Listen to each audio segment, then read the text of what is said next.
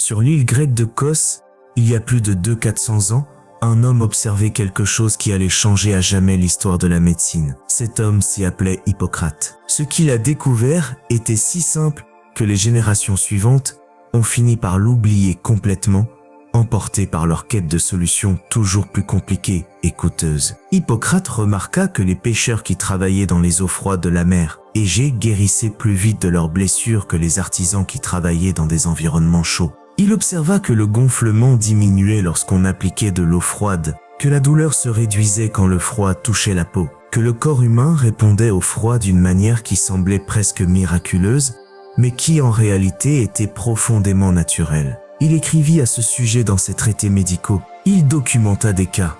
Il développa des méthodes. Et pendant des siècles après sa mort, les médecins qui suivaient son enseignement utilisèrent le froid comme l'un de leurs outils de guérison les plus puissants. Mais quelque chose s'est produit en chemin avec l'arrivée de la médecine moderne. Le froid a été oublié, remplacé par des substances chimiques que l'on pouvait breveter et vendre, supplanté par des procédures coûteuses qui exigeaient des équipements spécialisés. L'outil de guérison le plus simple et le plus accessible qui existe a été abandonné au profit de solutions qui profitaient davantage à ceux qui les vendaient qu'à ceux qui en avaient réellement besoin. Cet audiobook est une tentative pour retrouver ce savoir perdu. Tu ne trouveras pas ici de fantasmes ni de promesses miraculeuses. Tu trouveras l'histoire documentée de la façon dont le froid a été utilisé pour guérir pendant des milliers d'années. Tu découvriras les mécanismes que la science moderne a confirmés et qui expliquent pourquoi cela fonctionne. Et tu verras des façons pratiques d'appliquer ce savoir ancestral dans ta propre vie. Le froid n'est pas l'ennemi de ton corps, c'est l'interrupteur de guérison qui a toujours été là,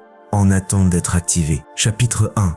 Hippocrate et le secret du froid. 400 ans avant la naissance du Christ, sur une petite île de la mer Égée appelée Kos, naquit l'homme qui allait changer pour toujours la manière dont l'humanité comprenait la maladie et la guérison. Son nom était Hippocrate, et l'histoire le retiendra comme le père de la médecine. Mais il existait un aspect de son enseignement que l'histoire a préféré oublier commodément au cours des derniers siècles. Hippocrate fut le premier à séparer la médecine de la superstition et de la magie. Alors que d'autres guérisseurs de son époque attribuaient les maladies à des malédictions divines ou à des esprits malins, lui insistait pour observer le corps humain comme un système naturel, régi par des lois naturelles. Et l'une des lois qu'il observa avec le plus de clarté était la réponse extraordinaire du corps au froid. Dans ses écrits, qui ont survécu plus de 2000 ans, Hippocrate décrit comment il utilisait le froid pour traiter une grande variété de conditions. Pour les plaies ouvertes, il appliquait des compresses imbibées d'eau froide. Elles arrêtaient le saignement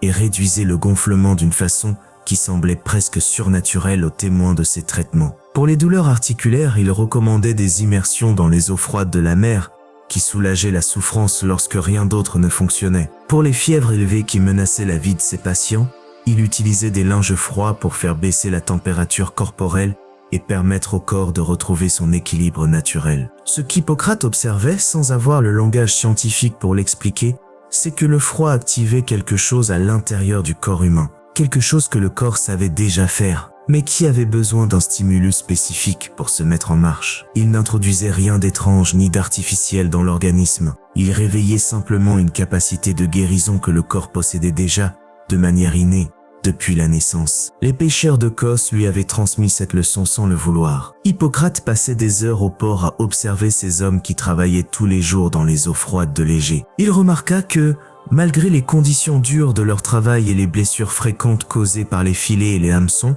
ces hommes guérissaient avec une rapidité qu'ils ne voyaient pas chez ces autres patients. Leurs plaies s'infectaient moins souvent que prévu. Leurs articulations, malgré l'effort constant, restaient fonctionnelles jusqu'à un âge avancé. Leur corps semblait plus résistant et plus capable de récupérer de n'importe quel dommage. Pour un esprit observateur comme le sien, la connexion était évidente. L'eau froide de la mer ne leur faisait pas de mal. Au contraire, elle les protégeait et les guérissait en permanence. Le froid était leur médecine quotidienne, même s'ils ne le savaient pas et ne l'appréciaient pas consciemment. Hippocrate commença alors à expérimenter, à partir de cette observation, dans sa pratique médicale. Il développa des protocoles spécifiques pour différentes situations. Pour l'inflammation aiguë, il recommandait des applications de froid intense sur de courtes périodes. Pour la douleur chronique, il suggérait des immersions plus longues dans de l'eau froide, mais non glacée. Pour les blessures récentes, il prescrivait des compresses froides changés régulièrement afin de maintenir la zone à basse température pendant les premières heures critiques. Les résultats étaient si constants que l'usage du froid devint l'un des piliers de la médecine hippocratique qui domina le monde occidental pendant plus de 1000 ans après sa mort. Ses élèves, et les élèves de ses élèves, continuèrent à utiliser le froid comme outil fondamental de guérison, transmettant ce savoir de génération en génération. Mais Hippocrate savait quelque chose de plus, qu'il n'a pas écrit aussi clairement dans ses traités. Il savait que le froid ne se contentait pas de traiter des symptômes. D'une certaine façon, il apprenait au corps à mieux se guérir lui-même. Les patients qui se soumettaient régulièrement à des traitements par le froid ne faisaient pas qu'améliorer leurs problèmes présents. Ils semblaient aussi tomber malades moins souvent dans le futur. Leur corps devenait plus résistant, plus capable de maintenir la santé sans intervention extérieure. C'était le véritable secret qu'Hippocrate avait découvert dans les eaux froides de l'Égée. Le froid n'était pas seulement un traitement à appliquer quand quelque chose n'allait pas. C'était une façon de réveiller et de renforcer la capacité innée du corps à rester en bonne santé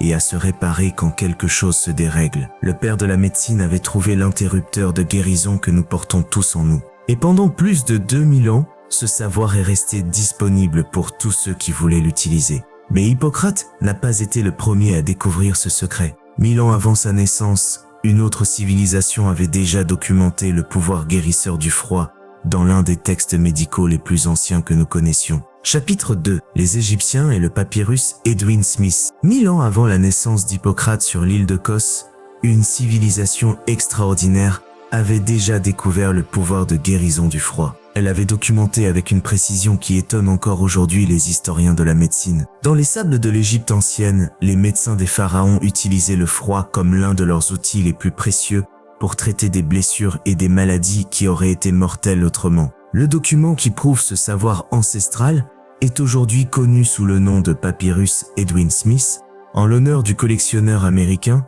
qui l'acheta en 1862 à un marchand d'antiquités dans la ville de Luxor. Mais le papyrus lui-même est bien plus ancien.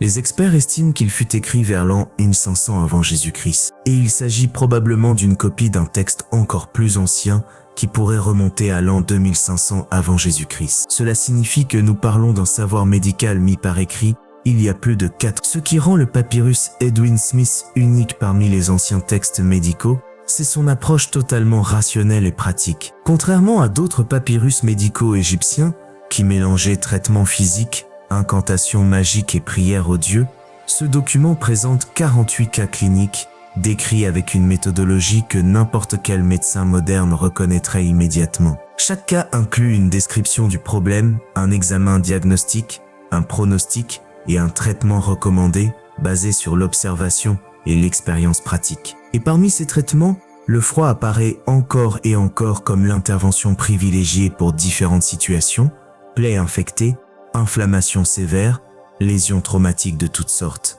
Les médecins égyptiens décrivent en détail comment préparer les compresses froides, comment les appliquer correctement et à quelle fréquence les changer pour conserver leur efficacité pendant le temps nécessaire au processus naturel de guérison du corps. Ce qui est le plus impressionnant dans ces écrits, c'est la précision des résultats attendus. Les médecins égyptiens savaient exactement quoi attendre lorsqu'ils appliquaient du froid sur une plaie enflammée. Ils savaient que le gonflement allait diminuer dans un délai prévisible. Ils savaient que la douleur se réduirait de manière nette et constante. Ils savaient que les plaies traitées par le froid avaient beaucoup moins de risques de s'infecter que celles laissées sans traitement ou traitées par des méthodes moins efficaces. Un tel niveau de connaissance détaillée ne peut venir que de siècles d'observation attentive et d'expérimentation systématique. Les Égyptiens ne devinaient pas quand ils utilisaient le froid pour guérir. Ils appliquaient un savoir accumulé sur des générations, testé et retesté sur d'innombrables patients, jusqu'à ce que les résultats deviennent prévisibles et fiables. Les constructeurs de pyramides se blessaient constamment dans leur travail épuisant sous le soleil du désert. Chutes,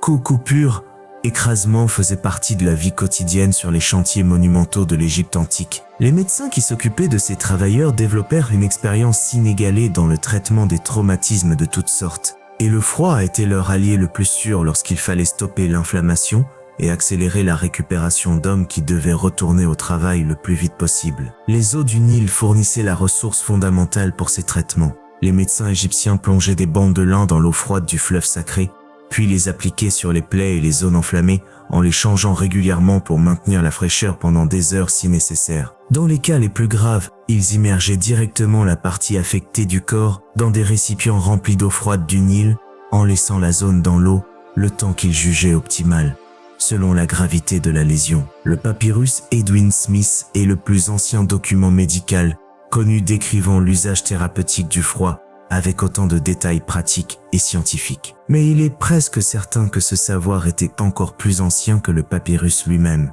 Les Égyptiens qui l'ont écrit ne faisaient qu'enregistrer des pratiques utilisées depuis des siècles avant que quelqu'un ne pense à les consigner par écrit pour les générations futures. Cela signifie que l'usage du froid pour soigner le corps humain n'est pas une découverte moderne ni une mode récente, c'est l'un des savoirs les plus anciens de l'humanité. Un savoir que nos ancêtres considéraient comme si précieux qu'ils l'ont soigneusement documenté il y a plus de 4 millénaires pour être sûr qu'il ne se perde jamais. Et pourtant, il s'y est perdu.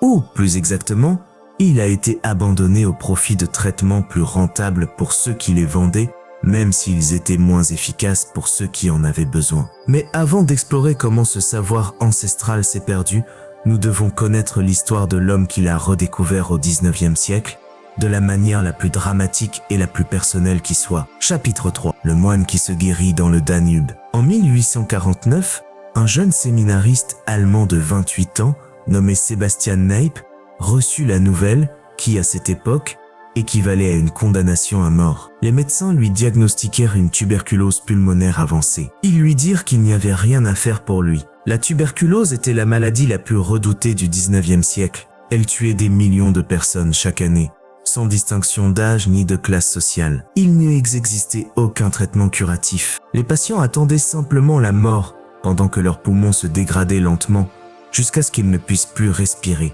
Sebastian Kneipp refusa d'accepter ce destin, même si son corps se fragilisait de jour en jour et que la toux sanglante devenait plus fréquente, son esprit continuait à chercher désespérément une solution que les médecins de l'époque ne pouvaient pas lui offrir. Il passait des heures dans la bibliothèque du séminaire à chercher n'importe quelle information qui pourrait lui donner un peu d'espoir, alors que tous les experts lui avaient déjà dit qu'il n'y en avait plus. C'est dans cette bibliothèque qu'il trouva un petit livre oublié, écrit quelques décennies plus tôt par un médecin nommé Johann Sigmund Hahn. Ce livre décrivait l'usage de l'eau froide comme traitement pour différentes maladies. La médecine officielle considérait ces idées comme une curiosité dépassée. Mais quelque chose, dans ces pages, toucha profondément le jeune séminariste mourant. Il n'avait plus rien à perdre, et il décida d'essayer ce que le livre décrivait, même si cela paraissait extrême. En plein hiver allemand, alors que les températures descendaient largement au-dessous de zéro, Sebastian Kneipp commença à se rendre plusieurs fois par semaine jusqu'au Danube. Il se déshabillait et s'immergeait dans les eaux glacées pendant plusieurs minutes, supportant un froid si intense qu'il coupait la peau comme 1000 petits couteaux. Ensuite, il sortait de l'eau, s'habillait rapidement et courait jusqu'au séminaire pour se réchauffer, avant que l'hypothermie ne puisse causer des dommages irréversibles à son corps déjà affaibli par la maladie. Ses camarades du séminaire pensaient qu'il avait perdu la raison. Les médecins qui apprirent ce qu'il faisait l'avertirent qu'il ne faisait qu'accélérer sa propre mort. Mais Sebastian Kneipp remarqua quelque chose que personne n'attendait. Après chaque immersion dans le Danube glacé, il se sentait étrangement mieux. La toux diminuait pendant plusieurs heures. Il respirait plus facilement. Son énergie augmentait au lieu de diminuer comme on l'avait prédit. Il continua ses immersions pendant des mois, malgré les critiques et les avertissements. Au début, les améliorations étaient presque imperceptibles, mais peu à peu, elles devinrent évidentes. Sa condition commença à s'y améliorer. La toux sanglante se fit plus rare, ses poumons retrouvèrent de la capacité,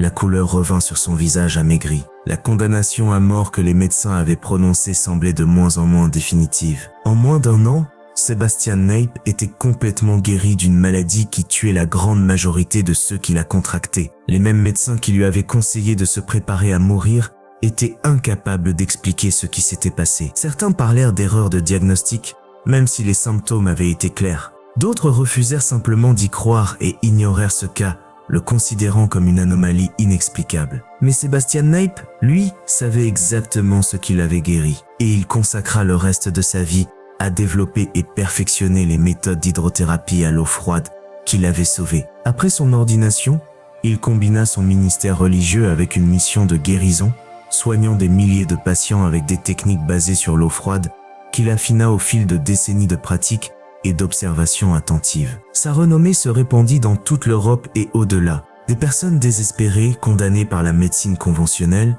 venaient de pays lointains pour recevoir ces traitements. Princes et paysans faisaient la queue ensemble, attendant leur tour pour s'immerger dans les eaux froides que le père Kneipp prescrivait avec l'autorité de quelqu'un qui avait lui-même expérimenté le pouvoir de guérison du froid. Il écrivit plusieurs livres pour documenter ses méthodes et ses résultats. Le plus célèbre, intitulé « Ma cure d'eau », devint un succès international. Il fut traduit dans de nombreuses langues et lu par des millions de personnes à la recherche d'alternatives à une médecine qui souvent ne pouvait plus les aider. Sebastian Kneipp mourut en 1897 à l'âge de près de 50 ans après que les médecins lui avaient annoncé qu'il mourrait jeune de tuberculose. Sa vie fut la preuve vivante que le froid pouvait accomplir ce que la médecine de son époque considérait comme impossible. Le moine du Danube avait redécouvert, par nécessité et désespoir, le même secret qu'Hippocrate avait décrit 2000 ans plus tôt et que les Égyptiens connaissaient déjà 1000 ans avant Hippocrate. Le froid ne s'était pas l'ennemi du corps humain, c'était l'interrupteur qui activait des pouvoirs de guérison que la plupart des gens ignorent encore posséder. Mais il restait à comprendre comment cet interrupteur fonctionnait exactement. Cette réponse viendrait de la science moderne, plus d'un siècle après la mort de Kneipp. Chapitre 4. Le froid et l'inflammation. Pendant des milliers d'années, les guérisseurs qui utilisaient le froid savaient que cela fonctionnait, mais ils ne pouvaient pas expliquer précisément pourquoi. Hippocrate observait les résultats. Les Égyptiens documentaient les procédures. Sebastian Kneipp perfectionnait les techniques. Mais aucun d'eux n'avait accès au microscope et au laboratoire qui allaient révéler les mécanismes cachés derrière le pouvoir de guérison du froid. Cette compréhension n'arriva qu'au XXe siècle, lorsque la science moderne commença à dévoiler les secrets que le corps humain gardait depuis des millénaires. La première grande découverte fut le lien profond entre le froid et l'inflammation. L'inflammation est la réponse naturelle du corps à tout dommage ou menace. Quand tu te coupes un doigt, que tu te tords la cheville ou qu'une bactérie envahit tes tissus, le système immunitaire réagit. Il envoie davantage de sang vers la zone affectée, accompagné de cellules spécialisées et de substances chimiques destinées à combattre la menace et à commencer la réparation. Cette réponse est essentielle à la survie. Sans elle, nous mourrions de la moindre blessure ou infection. Mais le problème, c'est que l'inflammation dépasse souvent les limites nécessaires. Le corps envoie trop de cellules inflammatoires. Il libère trop de substances irritantes. Le gonflement devient excessif et commence à causer plus de dégâts qu'il n'en prévient. La douleur augmente au-delà de ce qui est nécessaire pour nous avertir. Ce qui avait commencé comme une réponse protectrice se transforme en un problème supplémentaire qui ralentit la guérison au lieu de l'accélérer. C'était là que le froid entre en jeu. Lorsque le froid touche la peau, les vaisseaux sanguins de la zone se contractent immédiatement. Ce phénomène s'y appelle la vasoconstriction. Cette contraction réduit fortement le flux de sang vers la région touchée. Moins de sang signifie moins de cellules inflammatoires qui arrivent sur place. Moins de substances chimiques irritantes qui s'accumulent dans les tissus, moins de gonflements qui appuient sur les nerfs et provoquent une douleur inutile. Le froid ne bloque pas complètement l'inflammation,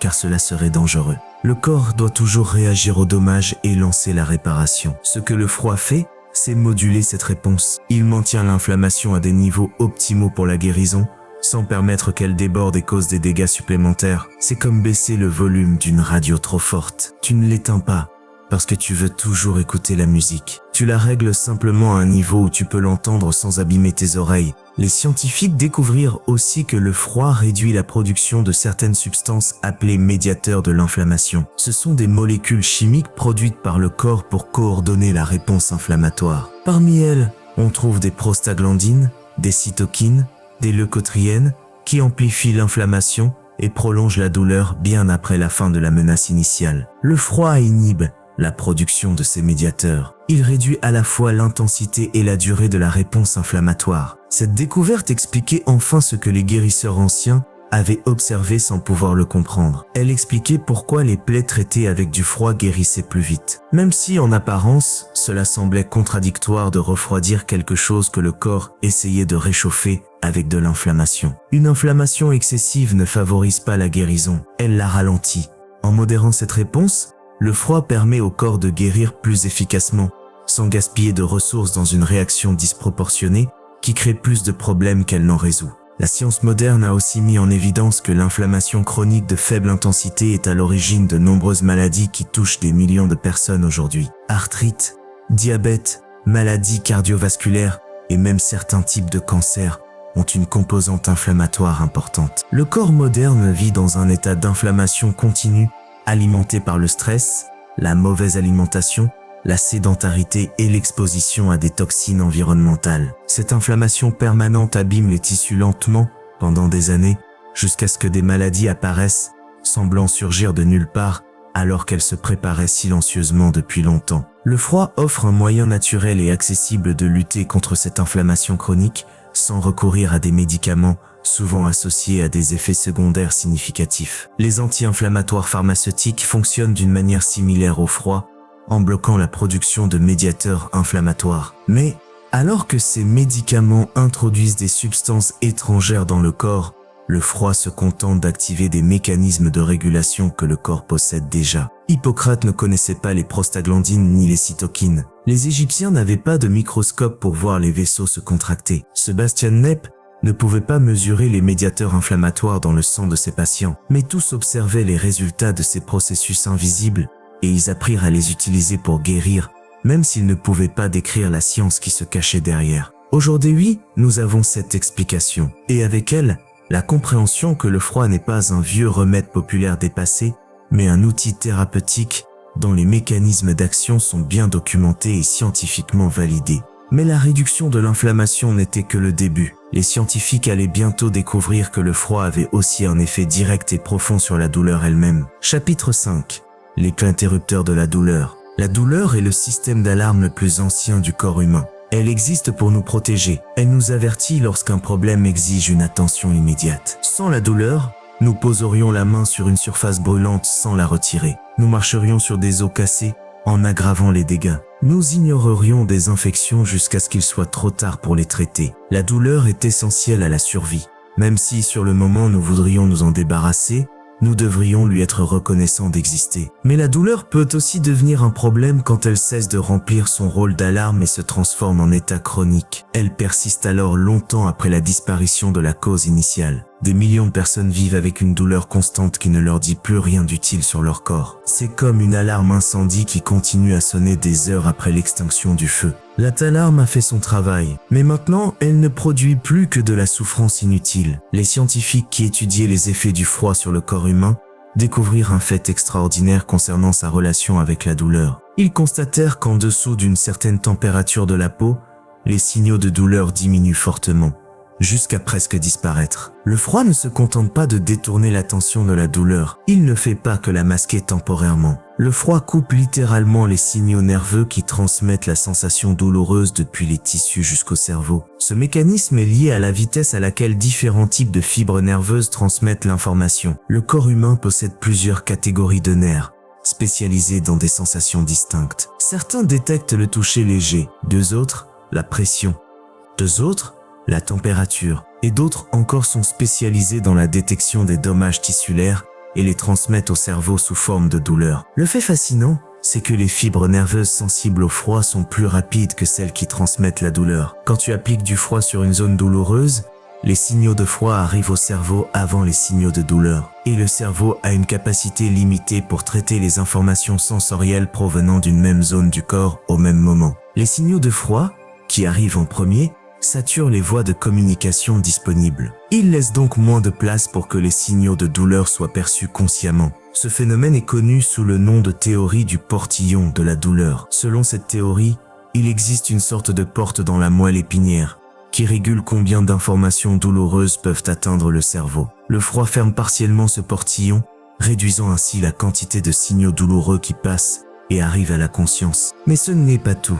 Le froid intense ne se contente pas de limiter le passage des signaux douloureux. Il réduit aussi la vitesse à laquelle les nerfs peuvent générer ces signaux. Les nerfs fonctionnent grâce à des impulsions électriques qui se déplacent le long de leurs fibres. Le froid ralentit ces impulsions. À une température suffisamment basse, les nerfs de la douleur ne peuvent plus fonctionner efficacement. Ils ne parviennent plus à transmettre des signaux intenses vers le cerveau. Cet effet est temporaire et totalement réversible. Quand les tissus reviennent à leur température normale, les nerfs retrouvent leur fonction. Ils peuvent à nouveau transmettre la douleur s'il existe une raison valable. Le froid ne détruit pas les nerfs et ne les désensibilise pas de façon permanente. Il les met simplement en pause pendant la durée de l'exposition et un peu après. Les sportifs professionnels connaissent cet effet depuis des décennies. Ils l'utilisent régulièrement pour continuer à jouer malgré des blessures qui autrement les obligeraient à s'arrêter. Les bains de glace après les compétitions ne sont pas qu'une tradition. Ce sont une application concrète de la science du froid pour gérer la douleur et accélérer la récupération. Pourtant, tu n'as pas besoin d'être un athlète de haut niveau pour en bénéficier. Toute personne souffrant de douleurs chroniques peut utiliser le froid pour obtenir un soulagement sans recourir à des médicaments souvent associés à des effets indésirables, surtout lorsqu'ils sont pris longtemps. Le froid ne crée pas de dépendance, il ne provoque pas de tolérance. Il ne détruit pas le foie ni l'estomac, contrairement à de nombreux antidouleurs. Il ne brouille pas l'esprit et ne t'empêche pas de fonctionner normalement. Les anciens guérisseurs qui utilisaient le froid pour soulager la douleur de leurs patients ne connaissaient pas la théorie du portillon. Ils ne savaient rien de la différence de vitesse entre les fibres nerveuses, mais ils observaient les résultats. Ils voyaient leurs patients souffrir moins et ils faisaient confiance à ce qu'ils constataient même sans comprendre le langage de la neuroscience moderne. Maintenant, nous savons exactement comment fonctionne cet interrupteur de la douleur, découvert empiriquement il y a des milliers d'années. Ce savoir nous permet d'utiliser le froid de façon plus efficace et plus sûre, en sachant que nous ne suivons pas de superstitions anciennes, mais des principes scientifiques solides. Cependant, le froid ne faisait pas que bloquer la douleur. Les scientifiques allaient découvrir qu'il obligeait aussi le corps à produire ses propres antidouleurs naturelles, de manière rapide et puissante. Chapitre 6. La libération des endorphines. Dans les années 1970, les scientifiques firent une découverte qui allait transformer notre compréhension de la douleur et du plaisir. Ils découvrirent que le cerveau humain produit ses propres substances antidouleurs naturelles, chimiquement très proches de la morphine et d'autres opioïdes, mais fabriquées à l'intérieur du corps lui-même. Ils les appelèrent endorphines, un mot formé à partir de endogène, qui signifie produit à l'intérieur, et de morphine, alors considéré comme l'analgésique le plus puissant connu. Les endorphines ne se limitent pas à bloquer la douleur, elles produisent aussi des sensations de bien-être, d'euphorie et de calme profond.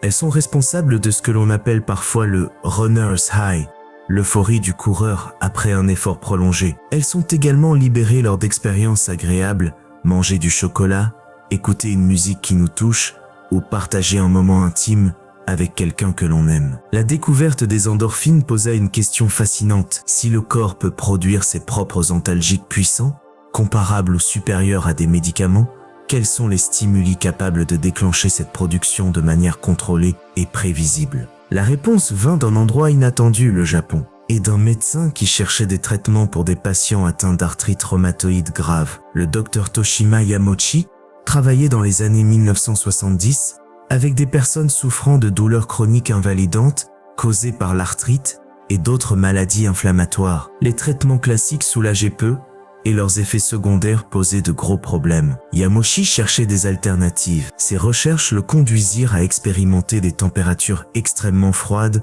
appliquées au corps de manière contrôlée. Ce qu'il découvrit était remarquable. Lorsque ces patients étaient exposés à un froid intense pendant de courtes périodes, leur niveau d'endorphine dans le sang augmentait fortement en quelques minutes. Ce n'était pas une petite hausse, mais une augmentation nette suffisante pour produire un effet antalgique mesurable. Le froid rapide et intense activait la production d'endorphines plus efficacement que presque n'importe quel autre stimulus connu. Ce mécanisme a du sens du point de vue de l'évolution. Pendant des millions d'années, nos ancêtres ont affronté des situations où le froid extrême représentait une menace mortelle, tomber dans une eau glacée, rester coincé dans une tempête de neige, ou simplement survivre à des hivers rudes sans chauffage moderne. Dans ces situations, la douleur et l'inconfort pouvaient paralyser une personne, l'empêchant de prendre les décisions nécessaires pour se sauver. La libération massive d'endorphines en réponse au choc du froid permettait de rester lucide et actif malgré des conditions extrêmes. C'était un mécanisme de survie gravé au plus profond de notre biologie. Aujourd'hui, ce même mécanisme peut être déclenché volontairement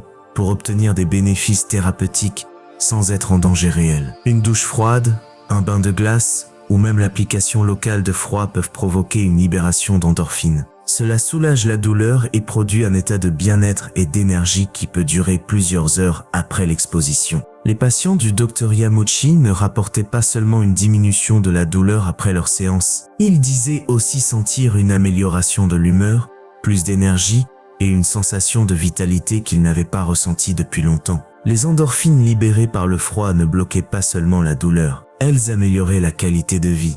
Le plus important, c'est que ces endorphines produites par le corps lui-même n'ont pas les effets secondaires des analgésiques chimiques. Elles ne créent pas de dépendance physique, contrairement aux opioïdes de synthèse. Elles n'endommagent pas les organes au long cours. Elles ne perturbent pas la clarté mentale. Ce sont les antidouleurs les plus propres et les plus sûrs qui existent, précisément parce qu'ils sont produits par le corps au moment où il en a besoin et dans la quantité adaptée. Sebastian Nape ne savait rien des endorphines lorsqu'il se plongeait dans les eaux glacées du Danube pour tenter de se soigner. Mais il en ressentait les effets chaque fois qu'il sortait de l'eau, avec cette étrange euphorie et cette énergie nouvelle qui le poussait à continuer, malgré l'avis contraire des médecins. Nous comprenons aujourd'hui ce qui y vivait. Le froid active la pharmacie interne du corps. Il déclenche la libération de substances qui soulagent la douleur et procurent du bien-être, sans avoir besoin d'acheter quoi que ce soit, ni de dépendre de molécules fabriquées en laboratoire. Mais le froid n'avait pas encore livré tous ses secrets.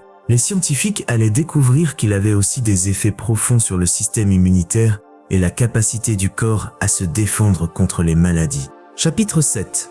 Le système immunitaire se réveille. Le système immunitaire est une armée silencieuse qui travaille jour et nuit pour nous protéger d'ennemis invisibles. Bactéries, virus, champignons, cellules cancéreuses, toutes ces menaces sont surveillées et combattues par ce système de défense extrêmement complexe qui patrouille chaque recoin du corps à la recherche de danger. Quand il fonctionne bien, nous ne remarquons même pas son travail. C'est seulement lorsqu'il faiblit que nous prenons conscience de l'importance vitale de ce système. Pendant longtemps, les scientifiques ont pensé que le système immunitaire fonctionnait en pilote automatique, sans possibilité de le contrôler consciemment, comme le battement du cœur ou la digestion. On croyait qu'il n'y avait rien à faire pour l'influencer, à part éviter les comportements évidemment nocifs, comme fumer ou boire en excès. Cette vision allait être remise en cause de la manière la plus spectaculaire. En 2011, un Néerlandais nommé Wim Hof se soumit volontairement à une expérience que les scientifiques jugeaient impossible. Des chercheurs de l'université Radboud,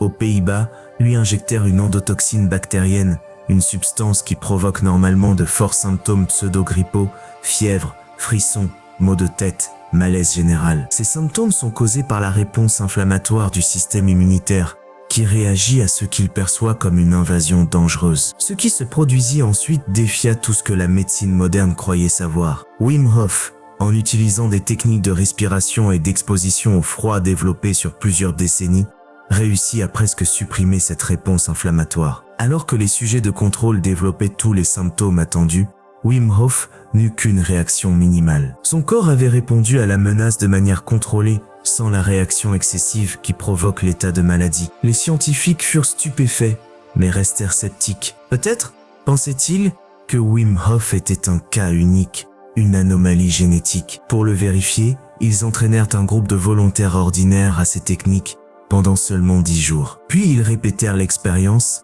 en injectant la même endotoxine à ce groupe entraîné et à un groupe témoin non entraîné. Les résultats furent clairs. Le groupe formé aux techniques de respiration et d'exposition au froid développa une capacité similaire, bien que moins spectaculaire, à contrôler sa réponse immunitaire. Il produisait moins de cytokines inflammatoires, il présentait moins de symptômes, il récupérait plus vite. En seulement 10 jours d'entraînement, des personnes tout à fait ordinaires avaient appris à influencer consciemment un système que la science considérait jusque-là comme entièrement automatique. Le froid s'avéra être l'un des éléments clés de cette capacité. L'exposition régulière au froid entraîne le système immunitaire d'une manière que les scientifiques commencent à peine à comprendre entièrement. Elle augmente la production de globules blancs, ces cellules qui combattent les infections et détruisent les intrus. Elle améliore la communication entre les différents éléments du système immunitaire, ce qui permet des réponses plus coordonnées et plus efficaces. Et surtout, elle apprend au système à répondre de manière proportionnée sans ces réactions exagérées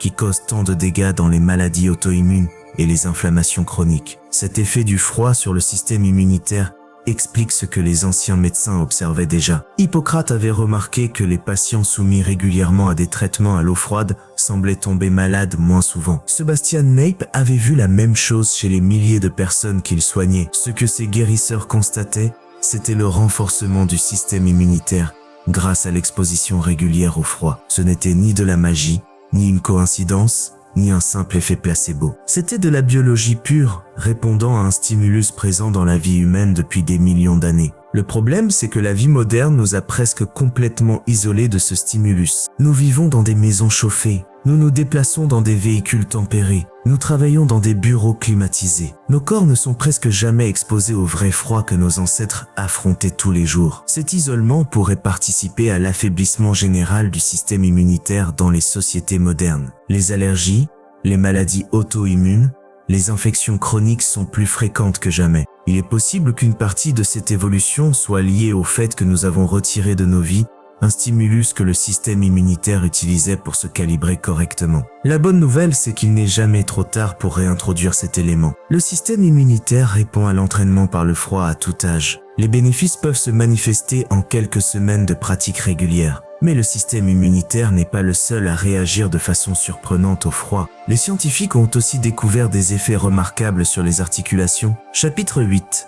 Le froid et les articulations. Les articulations sont les charnières miraculeuses qui rendent le corps mobile. À chaque pas, chaque geste, chaque mouvement de tête, des dizaines d'articulations travaillent ensemble pour permettre ce que nous considérons comme normal, jusqu'au jour où quelque chose se dérègle. Pour des millions de personnes dans le monde, quelque chose s'est effectivement déréglé. La douleur articulaire chronique est l'une des affections les plus répandues et les plus invalidantes, surtout après 40 ans, lorsque l'usure accumulée devient difficile à ignorer. Le Dr Toshima Yamoshi ne commença pas ses recherches sur le froid pour la gloire ou les prix académiques. Il chercha parce qu'il avait des patients en souffrance, atteints d'arthrite rhumatoïde sévère, qui ne répondaient à aucun traitement classique. L'arthrite rhumatoïde est une maladie particulièrement cruelle. Le système immunitaire attaque par erreur les propres articulations du corps. Cela provoque une inflammation persistante, des douleurs intenses, et la destruction progressive du cartilage et de l'os. Les patients de Yamoshi vivaient dans une douleur constante. Il était déterminé à trouver quelque chose qui pourrait les aider.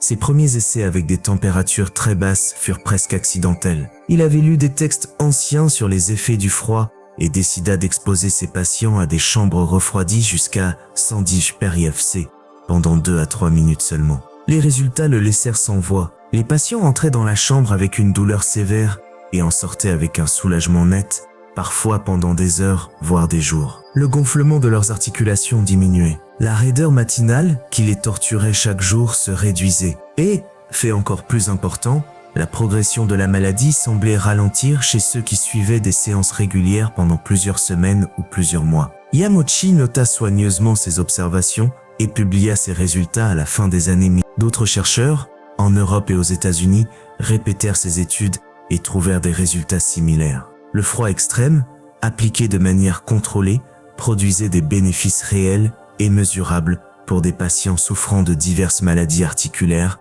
résistantes aux traitements habituels. Mais l'histoire la plus étonnante concernant le froid et les articulations ne vient pas d'un laboratoire. Elle vient des filles en accident en montagne. Un patient atteint d'arthrite sévère du genou se perdit lors d'une excursion hivernale. Il passa plusieurs heures exposé à des températures en dessous de 0 avant d'être secouru. Les médecins s'attendaient à trouver des engelures et des complications graves. À la place, ils entendirent ce témoignage. Le patient affirma que la douleur chronique de son genou, qui le tourmentait depuis des années, avait presque complètement disparu après cet épisode. Cette amélioration dura plusieurs semaines. La douleur finit par revenir, mais elle ne retrouva jamais l'intensité d'avant l'accident. Son corps avait vécu quelque chose pendant ces heures de froid extrême qui avait provoqué un changement durable dans l'état de ses articulations abîmées. Ce cas poussa des chercheurs à étudier plus systématiquement les effets du froid sur le cartilage et les tissus articulaires. Ils découvrirent que le froid ne se contentait pas de réduire temporairement l'inflammation. Il avait aussi un impact sur les cellules qui composent l'articulation. Les chondrocytes,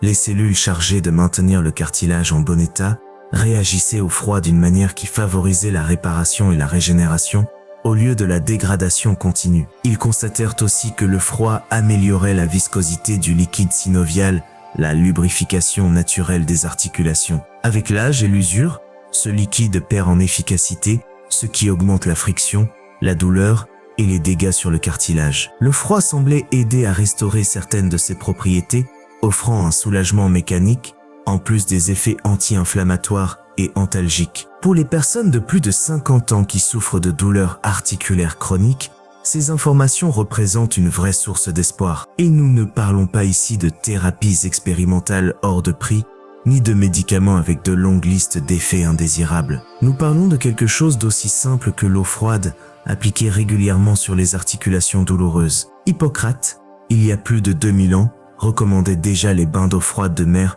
pour les patients souffrant de douleurs articulaires. Les termes de la Rome antique incluaient toujours des bassins d'eau froide à côté des bassins chauds. Sebastian Nape traitait des centaines de patients souffrant d'articulations abîmées grâce à ses méthodes d'hydrothérapie froide. Tous observaient des résultats positifs que la science moderne peut maintenant expliquer et confirmer. Ton corps est bien plus capable de réparer et de maintenir tes articulations que tu ne le crois. Mais il a besoin des bons signaux pour activer ces mécanismes de réparation. Le froid fait partie de ces signaux. Nous l'avons presque entièrement éliminé de notre vie moderne. Et nos articulations le ressentent, même si nous n'en sommes pas conscients. Mais les articulations ne sont pas le seul aspect de la vitalité physique influencé par le froid. Les chercheurs ont découvert que le froid avait également des effets surprenants sur l'énergie et la clarté mentale. Chapitre 9.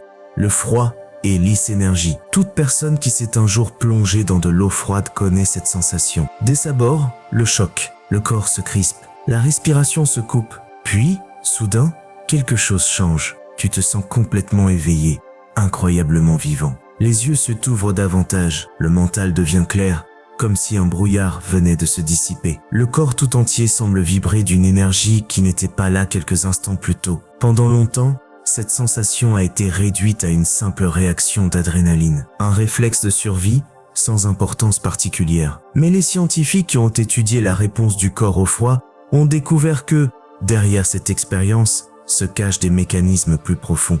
Lorsque le corps est exposé au froid, le système nerveux sympathique s'active. C'est le système de la réaction de fuite ou combat. Il libère une cascade de substances chimiques, adrénaline, noradrénaline, cortisol. Ces substances augmentent le rythme cardiaque. Elles dilatent les bronches. Elles aiguisent les sens. Elles mobilisent les réserves dites énergie. Ce qui rend le froid spécial, c'est que cette activation se produit sans menace réelle. Tu n'es pas poursuivi par un animal sauvage. Tu n'es pas en train de te battre.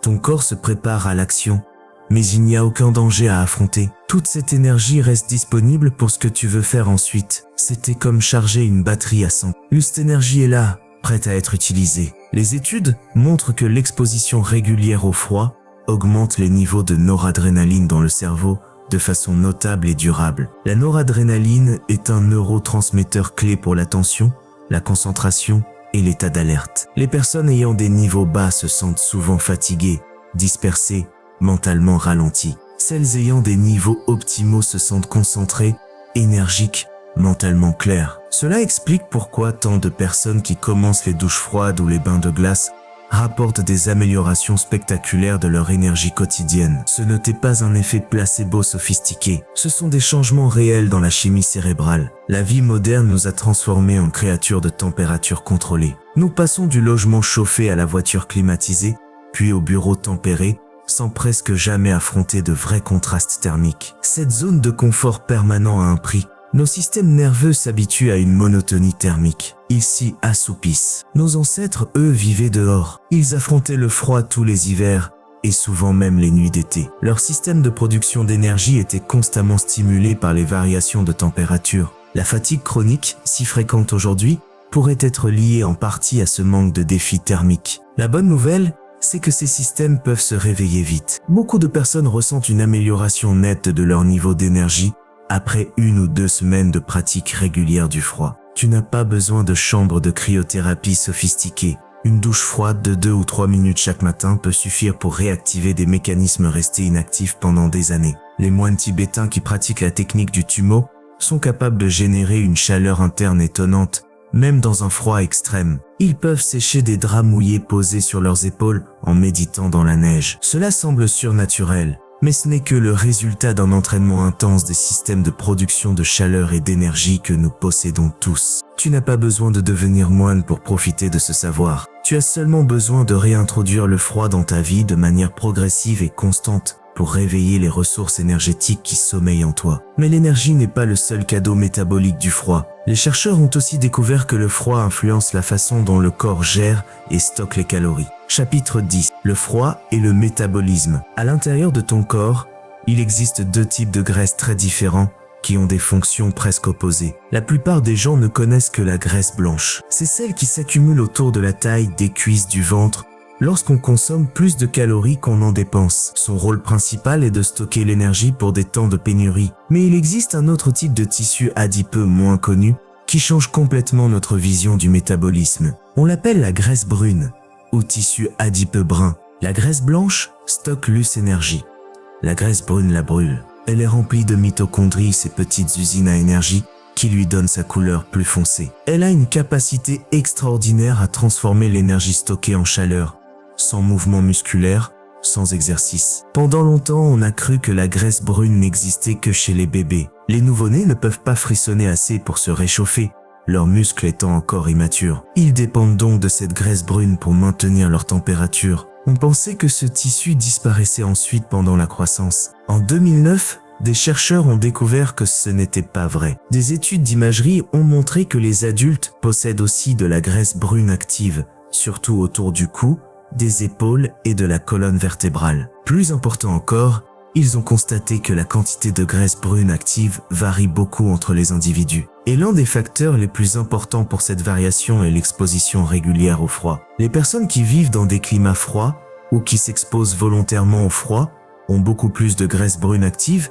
que celles qui vivent constamment dans des environnements chauds. Cette différence a des conséquences directes sur le métabolisme et sur la régulation du poids. La graisse brune consomme des calories pour produire de la chaleur, même au repos. Cela signifie que quelqu'un qui en possède davantage brûle plus de calories au quotidien, sans changer son alimentation ni son niveau d'activité. Les études ont montré que l'exposition régulière au froid peut augmenter la quantité et l'activité de la graisse brune en quelques semaines. Le corps s'adapte aux défis du froid en développant ce tissu spécialisé pour mieux se défendre lors des prochaines expositions. C'est un exemple parfait de la façon dont l'organisme se renforce face aux contraintes. Ce mécanisme a des implications profondes à une époque où l'obésité touche des centaines de millions de personnes. Une partie du problème pourrait venir du fait que beaucoup de corps modernes ne brûlent pas correctement les calories parce qu'ils ne sont jamais soumis à des variations thermiques. Leurs systèmes de production de chaleur sont quasiment inactifs. Les personnes qui travaillent dans des environnements froids,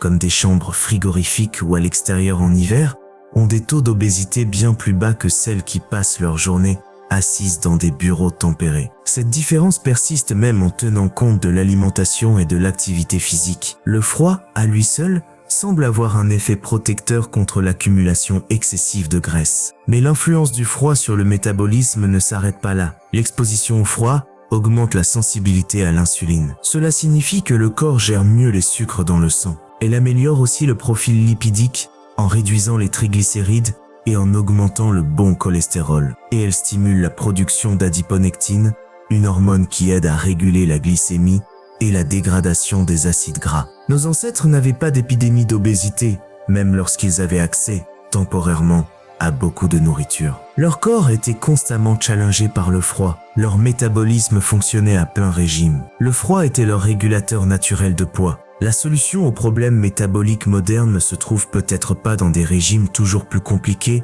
ni dans des compléments miracles. Elle se trouve peut-être dans quelque chose d'aussi simple que la réintroduction du froid, de façon régulière, dans notre mode de vie. Ton métabolisme attend d'être réveillé. Les mitochondries de ta graisse brune sont prêtes à s'allumer si tu leur donnes le bon signal. Ce signal, c'est le froid que tu as évité toute ta vie, sans savoir qu'en l'évitant, tu éteignais l'un des systèmes les plus puissants de régulation de ton poids. Mais connaître tous ces bénéfices du froid ne sert à rien si tu ne sais pas comment les appliquer concrètement et en sécurité. Chapitre 11.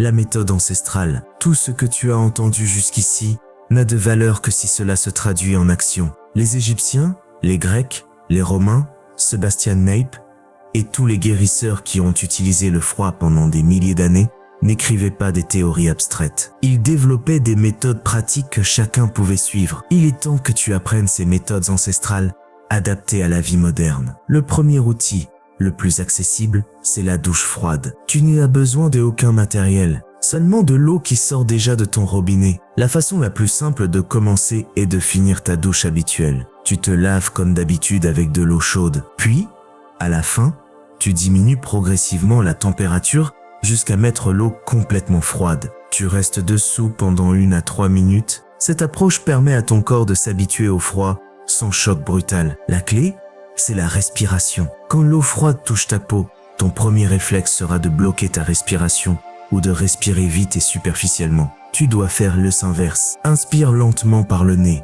Laisse les faire remplir complètement tes poumons. Expire doucement par la bouche. Cette respiration contrôlée active le système parasympathique qui contrebalance la réaction de stress. Elle t'aide à rester calme dans le froid au lieu de paniquer. Le deuxième outil, ce sont les immersions dans l'eau froide, la méthode préférée d'Hippocrate. Si tu as une baignoire, tu peux la remplir d'eau froide et t'immerger. Au début, tu peux rester 30 secondes, puis tu augmentes progressivement jusqu'à plusieurs minutes. Dans la plupart des maisons, l'eau du robinet se situe autour de 10 à... C'est largement suffisant pour produire les effets thérapeutiques décrits sans être extrême. Si tu as accès à un lac, une rivière ou la mer, tu peux pratiquer exactement comme le faisaient nos ancêtres. Beaucoup de personnes trouvent que l'eau naturelle a une qualité différente, plus vivante que l'eau du robinet. Sebastian Nape insistait sur les propriétés particulières de l'eau du Danube. Le troisième outil, ce sont les compresses froides locales, la méthode préférée des anciens Égyptiens selon le papyrus Edwin Smith. Cette méthode est particulièrement utile pour traiter la douleur ou l'inflammation dans une zone précise du corps sans exposer tout l'organisme au froid. Tu trempes une serviette ou un linge dans de l'eau froide. Tu le sors légèrement. Tu l'appliques sur la zone douloureuse pendant 10 à 20 minutes. Tu peux répéter l'opération plusieurs fois dans la journée. Pour les articulations douloureuses, il existe une technique plus intense. Tu congèles de l'eau dans un gobelet en plastique, puis tu passes ce bloc de glace directement sur la peau, en mouvement circulaire, autour de l'articulation. Ce type de massage glacé pénètre plus profondément qu'une compresse statique. Les entraîneurs sportifs l'utilisent depuis des décennies. La fréquence et la constance sont plus importantes que l'intensité. Mieux vaut t'exposer à un froid modéré tous les jours que subir un froid extrême une seule fois par semaine. Ton corps s'adapte avec la répétition. Les bénéfices s'accumulent au fil des jours et des semaines. Le moment de la journée compte aussi. Beaucoup de pratiquants choisissent le matin pour bénéficier de l'effet stimulant sur l'énergie et la clarté mentale. Une douche froide matinale agit comme un réveil naturel, sans dépendance ni effets secondaires comme ceux de la caféine. Il existe toutefois des précautions importantes. Si tu as des problèmes cardiaques connus, tu dois en parler à ton médecin avant de commencer une pratique régulière d'exposition au froid. Le froid provoque des changements de tension et de fréquence cardiaque qui peuvent poser problème dans certaines pathologies. Tu dois aussi éviter le froid extrême si tu es enceinte ou si tu souffres du syndrome de Raynaud qui affecte la circulation dans les extrémités. Dans tous les cas, commence progressivement. Même si tu te considères en bonne santé, ton corps a besoin de temps pour développer les mécanismes d'adaptation. Si tu vas trop vite, tu risques de déclencher une réponse de stress excessive qui va à l'encontre du résultat recherché. Les méthodes que nos ancêtres ont développées pendant des millénaires ne demandaient pas de technologie. Elles demandaient seulement une chose, la volonté d'affronter le froid régulièrement. Les mêmes méthodes sont à ta disposition aujourd'hui, exactement comme elles l'étaient pour Hippocrate il y a 2. Ton corps sait déjà comment répondre au froid. Il a été façonné par des millions d'années d'évolution dans un monde où le froid était inévitable. Tu dois simplement lui redonner l'occasion de se souvenir de ce savoir oublié. Mais une question reste, si le froid est aussi puissant et bénéfique, pourquoi la médecine moderne l'a-t-elle relégué au second plan? Chapitre 12. Le secret que la médecine moderne a oublié. Dans ce voyage, nous avons traversé plus de 400-500 ans d'histoire. Nous avons vu les médecins égyptiens documenter le pouvoir du froid sur des papyrus anciens. Nous avons vu Hippocrate observer les pêcheurs de la mer Égée. Nous avons suivi Sebastian Nape se plongeant dans le Danube glacé pour sauver sa propre vie. Nous avons vu Wim Hof prouver devant des scientifiques que le système immunitaire peut être influencé consciemment. Les preuves sont nombreuses et cohérentes à travers les siècles et les cultures. Le froid guérit. Alors une question se pose, presque inévitable. Si le froid est si efficace pour réduire l'inflammation, soulager la douleur, libérer des endorphines, renforcer le système immunitaire, aider les articulations, augmenter l'énergie et améliorer le métabolisme, pourquoi n'occupe-t-il pas une place centrale dans la médecine moderne? Pourquoi ton médecin ne te prescrit-il pas des douches froides au lieu de comprimés anti-inflammatoires? Pourquoi les hôpitaux ne disposent-ils pas de salles d'exposition au froid à côté des pharmacies internes? La réponse est simple, mais dérangeante. Le froid ne peut pas être breveté. Il ne peut pas être mis dans une boîte et vendu avec une marge élevée. Il ne nécessite ni ordonnance, ni visite répétée. Il ne génère pas de revenus récurrents pour une industrie. Il est gratuit, abondant et accessible à n'importe qui, presque partout dans le monde. La médecine moderne n'a pas évolué dans le vide. Elle s'est développée à l'intérieur d'un système économique. Dans ce système, les traitements les plus rentables reçoivent plus de recherche, plus de promotion, plus d'adoption. Cela ne veut pas dire qu'il existe une conspiration secrète pour cacher le pouvoir du froid. Cela veut dire que les incitations financières ne poussent pas dans sa direction. Un médicament anti-inflammatoire peut coûter très peu à produire et être vendu cher. Les bénéfices servent ensuite à financer d'autres études, plus de marketing, plus d'influence sur la pratique médicale. Une douche froide, elle, ne rapporte de l'argent à personne. Elle ne profite qu'à la personne qui la prend, sous forme de meilleure santé et de moindre dépendance aux traitements coûteux. D'un point de vue purement économique, le froid est un concurrent gênant pour des industries qui pèsent des centaines de milliards. Mais il existe une autre raison plus humaine à cet abandon du froid. Le froid demande une participation active. Il exige de la volonté pour accepter un inconfort temporaire. Nous vivons dans une culture qui valorise la commodité. On préfère des solutions qui ne demandent aucun effort, aucune discipline. Il est beaucoup plus facile d'avaler un comprimé que de rester sous une eau glacée. Il est plus confortable d'augmenter le chauffage que de mettre un pull et d'accepter d'avoir un peu froid. Cette préférence pour le confort a un prix que nous payons sous forme de corps affaibli, de systèmes immunitaires déréglés et d'une dépendance croissante à des interventions extérieures. Nous avons échangé la force contre la facilité et nous payons maintenant cette décision avec une explosion de maladies chroniques que nos ancêtres, plus exposés au froid, connaissaient beaucoup moins. Le savoir que tu viens de recevoir te rend quelque chose qu'on t'a progressivement enlevé. Il te rend le pouvoir d'influencer ta propre santé avec des moyens simples. Il te rend un outil de guérison qui a fonctionné pendant des millénaires et qui continuera de fonctionner tant qu'il y aura des êtres humains. Il ne s'agit pas de rejeter la médecine moderne, ni de refuser les traitements nécessaires. La médecine sauve des vies, et ce serait absurde de l'ignorer. Il s'agit de compléter, de te rappeler que ton corps n'est pas un objet passif, entièrement dépendant de l'extérieur. Il possède en lui des systèmes de régulation et de guérison incroyablement puissants. Le froid est l'un des interrupteurs qui active ces systèmes. Cet interrupteur n'a pas été installé par un laboratoire ni par un médecin. Il a été façonné par des millions d'années d'évolution dans un monde où le froid était une réalité permanente. Il n'a pas disparu parce que nous vivons dans des bâtiments chauffés. Il est toujours là. Il attend seulement que tu le touches. Hippocrate le savait il y a 2-4. Les Égyptiens le savaient 1000 ans avant lui. Sebastian Nape l'a redécouvert quand on lui avait annoncé qu'il allait mourir jeune. Wim Hof l'a démontré sous contrôle scientifique, dans un laboratoire moderne. Aujourd'hui, toi aussi tu le sais. La question n'est plus de savoir si le froid fonctionne. La science a déjà répondu. La vraie question maintenant est simple. Que est-ce que tu vas faire de ce savoir ?